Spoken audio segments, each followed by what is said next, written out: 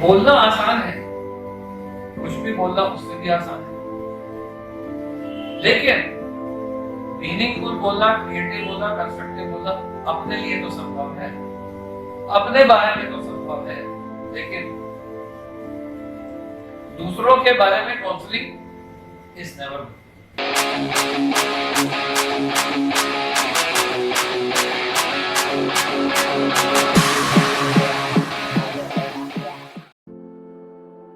Dear Rosemary family members, countrymen and lovers of world peace, आज हकीकत क्या है, सत्य क्या है?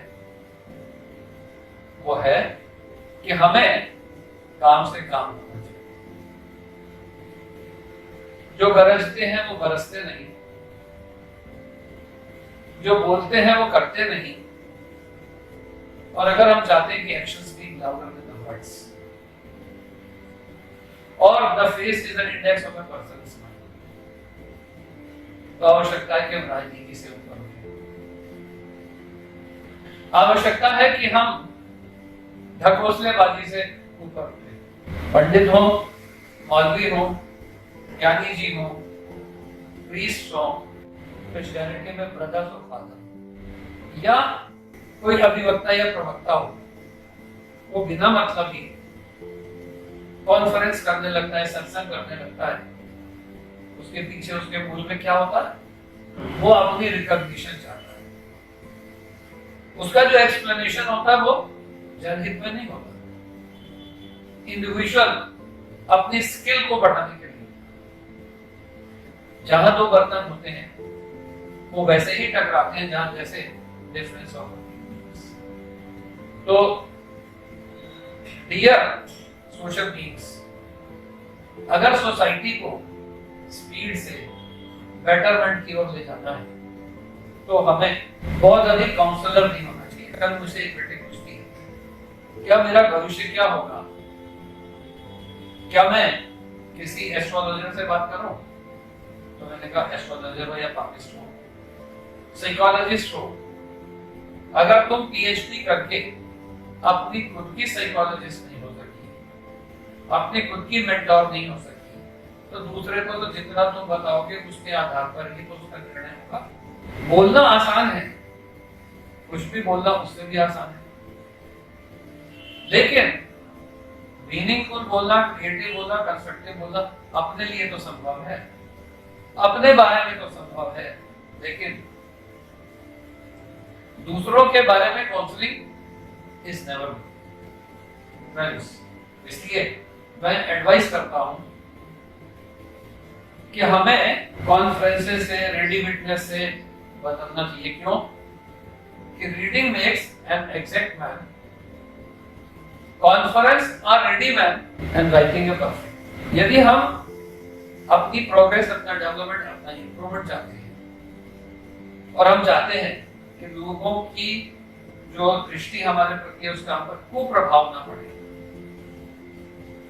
हम लोगों के द्वारा की गई नेगेटिव अप्रोचेस के शिकार ना हो,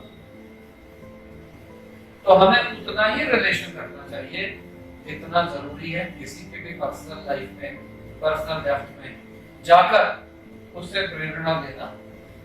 इट इज नेवर पॉसिबल। लोग मानते हैं कि बातचीत करने से, संपर्क में आने से कॉन्फिडेंस बढ़ता है, फेथ बढ़ता है, नेगेटिविटी कम होती है, टाइम पास होता है। तो ये तो कह सकते हैं कि टाइम पास होता है। हम ये तो कह सकते हैं कि हम लव की बातें सुनते हैं, म्यूचुअल अंडरस्टैंडिंग की बातें सुनते हैं, टॉलरेंस की बातें सुनते हैं, लेकिन दूसरों से ये सुनकर कि टॉलरेंट होना चाहिए, हमारी टॉलरेशन बढ़ती नहीं। लविंग होना चाहिए कहने से लव इंप्रूव नहीं होता, और ट्राई टू अंडरस्टैंड अब उनसे कोई कहता है उससे हमारी अंडरस्टैंडिंग मैच्योर हो जाती है, ऐसा नहीं। इसलिए हमें हमेशा याद रखना चाहिए कि जब दो बर्तन होते टकराते अवश्य, और टकराने से कंटेम्प्ट, जेलस एनवी और न जाने कितनी इविल प्रैक्टिसेस हमें डेवलप हो जाती है, क्योंकि हम उनसे जैसा कर नहीं पाते तो हमारी फ्रेंडशिप ब्रेक होती है, उनसे अच्छा कर लेते हैं तो ब्रेक होती है।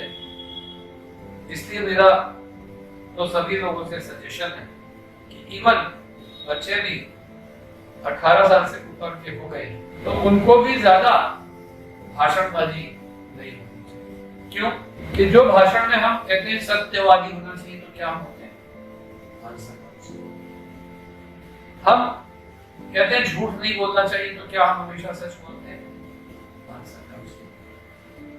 क्या हम रोज वो करते हैं जो हम बच्चों से करने की अपेक्षा करते हैं? तो चोरी करना, डकैती डालना, झूठ बोलना, ये सब निश्चित रूप से अगर कहीं कोई सीखता है तो वो अपने नियर और डियर से, फ्रेंड सर्कल से, पेरेंट्स से ही सीखता है। इसलिए यदि हम किसी को अच्छा दे नहीं सकते तो फालतू में पर उपदेश कुशल लोग तेरे वाले सिद्धांत से बचना चाहिए। और फैमिलियरिटी ब्रीड्स कंटेम्प्ट, ये कोटेशन हर परिवार पर, हर वर्ग पर, हर युग में ठीक ही सिद्ध हुई है। इसी के साथ मैं अपने व्यू पॉइंट को